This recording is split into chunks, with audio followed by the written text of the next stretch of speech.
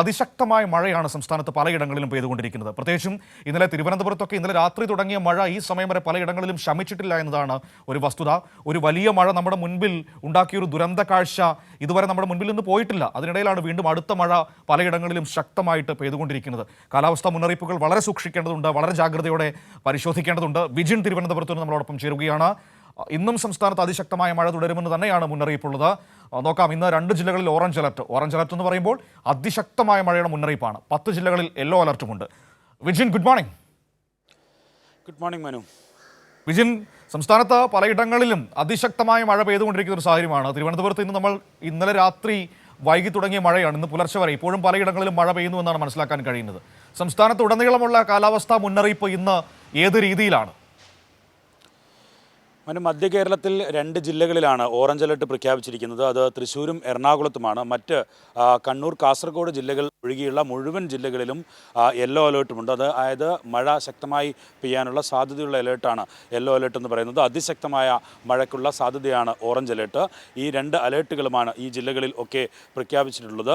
കണ്ണൂർ, കാസർഗോഡ് ജില്ലകൾ ഒഴികെയുള്ള മുഴുവൻ ജില്ലകളിലും സംസ്ഥാനത്തെ മുഴുവൻ പ്രദേശങ്ങളിലും മഴ ലഭിക്കാനുള്ള സാധ്യതയാണ് കേന്ദ്ര കാലാവസ്ഥാ നിരീക്ഷണ കേന്ദ്രം വ്യക്തമാക്കുന്നത്. ശ്രീലങ്കൻ ഈ അന്തരീക്ഷത്തിൽ ഒക്കെ രൂപപ്പെട്ട ചക്രവാത ചുഴി ഉൾപ്പെടെയുള്ള കാരണങ്ങൾ കൊണ്ടാണ് ശക്തമായ മഴ കേരളത്തിൽ ഇപ്പോഴും തുടരുന്നത് എന്നുള്ളതാണ് ഇപ്പോൾ കാലാവസ്ഥാ നിരീക്ഷണ കേന്ദ്രം വ്യക്തമാക്കിയിട്ടുള്ളത്. എന്തായാലും വരും മണിക്കൂറുകളിൽ ഒപ്പം തന്നെ തിരുവനന്തപുരം, കൊല്ലം, അതുപോലെ തന്നെ പത്തനംതിട്ട ജില്ലകളിൽ ഉൾപ്പെടെ ശക്തമായ മഴയ്ക്കുള്ള സാധ്യതയും കേന്ദ്ര കാലാവസ്ഥാ നിരീക്ഷണ കേന്ദ്രം പ്രവചിക്കുന്നുണ്ട്. ഈ തിരുവനന്തപുരത്ത് സൂചിപ്പിച്ചതുപോലെ ശക്തമായ മഴ കഴിഞ്ഞ മണിക്കൂറുകളിൽ ഒക്കെ തുടർന്നുകൊണ്ടിരിക്കുകയാണ്. ഇപ്പോഴും തിരുവനന്തപുരം നഗരത്തിൽ മഴ അല്പം കുറഞ്ഞിട്ടുണ്ടെങ്കിലും മലയോര മേഖലകളിലൊക്കെ ശക്തമായ മഴ തുടരുന്നു എന്നുള്ളതാണ് ഇപ്പോഴും ലഭിക്കുന്ന റിപ്പോർട്ടുകൾ. എന്തായാലും ഈ ജില്ലകളിൽ 3 ജില്ലകളിൽ അടുത്ത മണിക്കൂറുകളിൽ ശക്തമായ മഴ തുടരും എന്ന അവസാന മണിക്കൂറിലെ മുന്നറിയിപ്പ് കൂടി നിലനിൽക്കുന്നുണ്ട്. പറഞ്ഞതുപോലെ തന്നെ ഈ നമ്മൾ ഒരു വലിയ ദുരന്തത്തെ അഭിമുഖീകരിച്ചു കൊണ്ടിരിക്കുന്ന ഘട്ടത്തിൽ മഴ മുന്നറിയിപ്പിൻ്റെ ഓരോ അത്തരത്തിലുള്ള അലേർട്ടുകളും അത് ഏറ്റവും പ്രധാനമായി കാണേണ്ട കാര്യം തന്നെയാണ്. കാരണം മലയോര മേഖലകളിൽ ഒക്കെ മണ്ണിടിച്ചൽ, ഉരുൾപൊട്ടൽ ഉൾപ്പെടെയുള്ള അത്തരം അപകടങ്ങൾ ഉണ്ടാകാനുള്ള സാധ്യത നിലവിലുണ്ട്. അതുകൊണ്ട് തന്നെ അത് മുന്നിൽ കണ്ടുള്ള കൃത്യമായ ജാഗ്രത പാലിക്കേണ്ടതിൻ്റെ ആവശ്യകത തന്നെയാണ് ഈ മുന്നറിയിപ്പുകൾ നമുക്ക് നൽകുന്നതിലൂടെ. ഈ മലയോര മേഖല, വിജിൻ, മഴ വരുമ്പോൾ നമ്മൾ ഏറ്റവും ശ്രദ്ധിക്കേണ്ട ഒന്ന് ഈ മലയോര മേഖലകൾ, മറ്റൊന്ന് സമുദ്രതീരങ്ങൾ. ഈ 2 പ്രദേശങ്ങളാണല്ലോ പ്രത്യേകം ജാഗ്രതയോടെ നമ്മൾ കാണേണ്ടത്. ഈ മേഖലകളിൽ ഏതെങ്കിലും തരത്തിലുള്ള പ്രത്യേക നിർദ്ദേശങ്ങൾ, മത്സ്യബന്ധനത്തിന് വിലക്ക്, രാത്രിയാത്രാ വിലക്ക് അങ്ങനെയൊക്കെ ഏർപ്പെടുത്തിയിട്ടുണ്ടോ? മനു, തീർച്ചയായും നിലവിൽ ജാഗ്രതാ നിർദ്ദേശമാണ് നൽകിയിരിക്കുന്നത്. ഈ അത്തരത്തിൽ ശക്തമായ മഴ മണിക്കൂറുകളായി തുടർന്നാൽ മാത്രമേ ഇത്തരത്തിലുള്ള യാത്രാ വിലക്കുൾപ്പെടെയുള്ള കാര്യങ്ങളിലേക്ക് ജില്ലാ ഭരണകൂടങ്ങൾ അത്തരം ഒരു ആലോചനയിലേക്ക് കടക്കുകയുള്ളൂ. നിലവിൽ അത്തരത്തിലുള്ള നിയന്ത്രണങ്ങൾ ഒന്നും കൊണ്ടുവന്നിട്ടില്ലെങ്കിലും മലയോര മേഖലകളിലും അതുപോലെ തന്നെ തീരദേശ മേഖലകളിലും ശക്തമായ ജാഗ്രതാ നിർദ്ദേശമാണ് ഈ കേന്ദ്ര കാലാവസ്ഥാ നിരീക്ഷണ കേന്ദ്രവും ഒപ്പം തന്നെ സംസ്ഥാന ദുരന്ത നിവാരണ അതോറിറ്റിയും ഒക്കെ നൽകുന്നത്. എന്തായാലും വരും മണിക്കൂറുകളിൽ ഈ തെക്കൻ ജില്ലകളായ 3 ജില്ലകളിൽ തിരുവനന്തപുരം, കൊല്ലം, പത്തനംതിട്ട ഉൾപ്പെടെയുള്ള ജില്ലകളിൽ ശക്തമായ മഴ ഉണ്ടാകും എന്ന മുന്നറിയിപ്പാണ് നൽകിയിരിക്കുന്നത്. നിലവിൽ ഈ മധ്യ കേരളത്തിലെ തൃശ്ശൂർ, എറണാകുളം ജില്ലകളിലാണ് ഓറഞ്ച് അലേർട്ട് നിലനിൽക്കുന്നതെങ്കിലും ആ അലേർട്ടുകളിൽ അല്പസമയത്തിനകം മാറ്റമുണ്ടാവുകയും ചെയ്യും.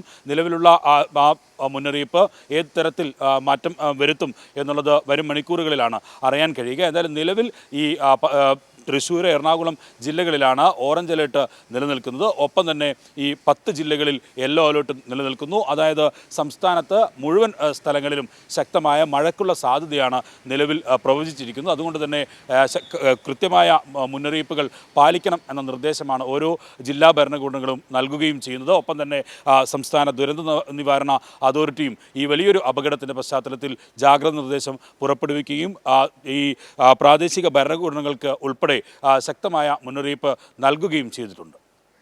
ശരി വിജിൻ, ഏതായാലും ഇപ്പോൾ മഴ ശക്തമായി പെയ്യുമെന്ന് തന്നെയാണ് മുന്നറിയിപ്പുള്ളത്. മഴയുമായി ബന്ധപ്പെട്ട എല്ലാ ജാഗ്രതാ നിർദ്ദേശങ്ങളും എല്ലാവരും ഏറ്റവും കൃത്യമായി പാലിക്കണമെന്നാണ് നമുക്ക് പറയാനുള്ളത്. കാരണം നമുക്കറിയാം അത്രമാത്രം ഭയങ്കരമായൊരു ദുരന്തം നമ്മുടെ മുന്നിൽ നിൽക്കുകയാണ്. നമ്മൾ അതിനെ അഭിമുഖീകരിച്ചുകൊണ്ട് അതിനെ അതിജീവിച്ചുകൊണ്ട് നിൽക്കുകയാണ്. അതിനിടയിലാണ് വീണ്ടും മഴ പെയ്യുന്നത്. ഈ മഴയെക്കുറിച്ച് പറയുമ്പോൾ ഈ പറയുന്ന നമ്മുടെ വയനാട്ടിലടക്കം ശക്തമായ മഴ ഇപ്പോഴും പെയ്തുകൊണ്ടിരിക്കുകയാണ്. ഇന്നലെ കണ്ടതാണല്ലോ, അവിടെ രക്ഷാപ്രവർത്തനമൊക്കെ, തെരച്ചിൽ നടപടികളൊക്കെ നിർത്തിവെക്കേണ്ടി വരുന്ന സാഹചര്യം. അതുകൊണ്ട് തന്നെ ഏറ്റവും ജാഗ്രതയോടെ നമുക്ക് ഈ കാലാവസ്ഥയെ കൈകാര്യം ചെയ്ത് അല്ലെങ്കിൽ കാലാവസ്ഥയുമായി മുന്നോട്ട് പോകേണ്ടതുണ്ട്. ഇന്നലെ ഇതാ രജീഷ് എഴുതുന്നൊരു കാര്യമുണ്ട്, മനു, ഇന്നലെ ഇവിടെയൊക്കെ പെയ്തത് മഴയല്ല, 1/2 ഇഞ്ച് പൈപ്പിൽ വെള്ളം വരുന്നത് പോലെയാണെന്നാണ്. തീർച്ചയായും അതാണ് ഇപ്പോഴത്തെ ഒരു പ്രത്യേകത.